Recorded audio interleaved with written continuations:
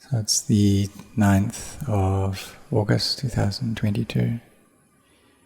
And just before we chanted a special verse, that of Idappaccayata, the meaning of this being specific conditionality, that with this as a condition that arises. So when we cultivate the 4 foundations of mindfulness, there's the foundation of the Dhamma. And Dhamma Nupassana Satipatthana, this is for people who have a lot of wisdom, who can contemplate into the Dhamma like this. So for the perfectly self-awakened Buddha, on the night of his awakening, he contemplated into the Dhamma about this specific conditionality, that with this as a cause that arises. And with ignorance as a cause, there is sankhara, as formations. With sankhara as a cause, there's vijnana, consciousness. With vijnana as a cause, there's the arising of nama rupa, of name and form. With nama rupa as a cause, there's the arising of the 6 sense media. And with that as a cause, there's the arising of phassa, as contact. With contact as a cause, there is vedana, feeling. When there's vedana, then there will be craving, and then clinging, becoming, and birth. And with birth, there's old age, sickness, and death, and sorrow, lamentation, pain, grief, and despair. So when we have birth, and there is this sadness and sorrow, grief, despair, that in turn becomes a cause for birth and then for becoming. When there's becoming, then that is the cause for craving and then clinging, and then this goes all the way back to avijja, this ignorance. So the perfectly self-awakened Buddha, he contemplated into this back and forth, till he saw clearly into this process of specific conditionality. And so he saw that what exactly was there, and that there wasn't any self there. And through that insight, he awakened, attained to being the perfectly self-awakened Buddha through his very sharp wisdom, and he was able to completely destroy the defilements. So for us to contemplate into this Dhamma and see it clearly, we need samadhi that has a lot of energy and great wisdom. But if we're going to look at it simply, then we look at the mind when it has attachment. And wherever there is attachment, suffering will arise right there. If we're attached to anything, then that would be a cause for suffering to arise. So we need to be looking after our minds, following up on them, looking at where it is that our minds are attached, and seeing how that will just be the cause of suffering for us. So as practitioners, we need effort, and we need to persist in this.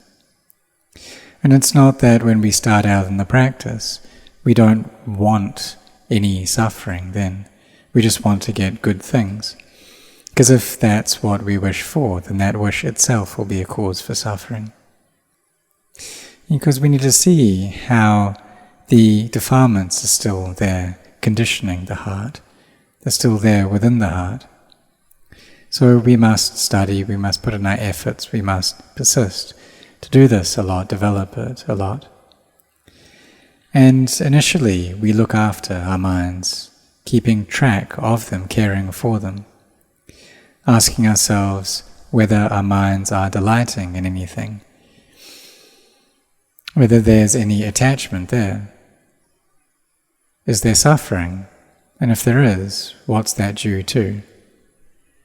It's because we attach to this body, so therefore we need to contemplate this body.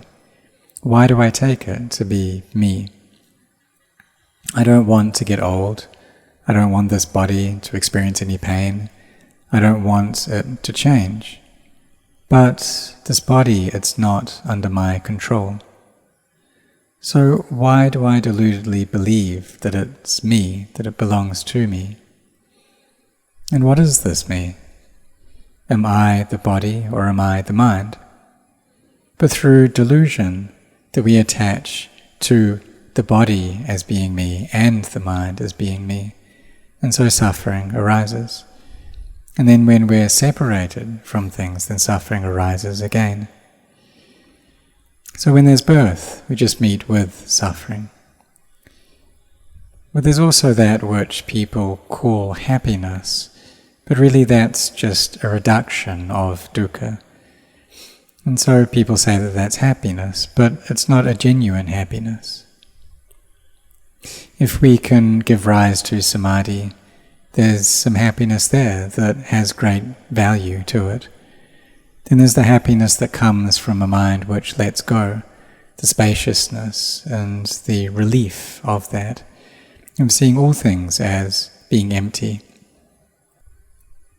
So looking at this body that we attach to, and if we can separate that out, then we see that there's no I, there's no me there. And this breath, it's not me. The liquids in the body, the blood, the lymph, the saliva, the urine, that's just water element, and that's not me. And the fire there, it's no different from the heat outside of the body. That's not me. The in-breath, the out-breath, it's just the air element. That's not me. So where then am I? This body is just a heap of elements. So we take a peaceful mind to contemplate this body, seeing it as being a heap of earth, water, fire and air, separating these out until they dissolve. And then we see that they're not there anymore, that there's no me there. When the breath runs out in this body, then they take this body and they burn it. And after that, there's nothing left. So what this shows us is that we just temporarily reside here. The mind depends on this body, but only temporarily. It's the delusion there that causes us to attach to the body. But for those who have knowledge, who are intelligent, they'll take this body to create goodness. And for those with delusion, then they'll take the body and use it to perform bad karma. And this then becomes the causes and conditions to meet with bad things in the future. So may we all contemplate like this. And in doing so, then a heart that is dismayed will arise. And how we kind of give everything we have to gaining things, to trying to own things, to being things, but in the end, we don't get anything. And if we have a lot of delusion, then not only will we not gain anything, but we'll lose as well. So once we've gotten these bodies, we should use them to train our minds, to understand clearly into not-self. So we put in our efforts in this way, but in the beginning we need to rely upon our forbearance. When we meditate, we forbear. When we listen to the Dhamma, we forbear. When we do walking meditation, we bring up forbearance with all of the feelings, with all of the moods that come up. When we do our worldly work, then we try to create goodness, knowing that by doing that we'll get back goodness. And maybe we don't get so much of other things, we don't get much status, but what we will get is goodness. And if we wish for more than that, if we wish to get status or position, then perhaps we won't get that, and then suffering will arise. So we should have mindfulness and just try to do and say good things. And if we do that, then what we'll get in return is goodness. So we try to commit good deeds through our body, speech, and mind. And if we see the Dhamma, we realize how incredible that is, that the mind goes into Lokuttara, it abides above the world. It goes above suffering and beyond happiness, above birth and beyond death, above causes and beyond results. So we see that no one's able to escape death. Even the Buddha still passed into total Nibbana. But his goodness is still here. So therefore, for us, the goodness that we create, the merit that we create, that stays. So we should try to bring up this goodness, try to build that up. We also need to practice the Dhamma, to cultivate generosity and virtue, to chant, to meditate. It's like chanting Idappaccayata 108 times. We put our efforts into that. And when we're chanting, we should have mindfulness, bringing about a peaceful heart, so that this Buddha really arises, the one who knows, the awakened one, the joyful one. So when we gain knowledge, then that mind of awakening appears. We awaken from delusion. So it's like people who are sleeping. They don't know anything, they're not aware of anything. But for those who are awake, then they do know. So when the heart is deluded, then it's sleeping, and it's unaware. And it sees all things as being me, even though they're not self. It sees things as being permanent, even though they're changing. It sees things as being happiness, even though they're dukkha.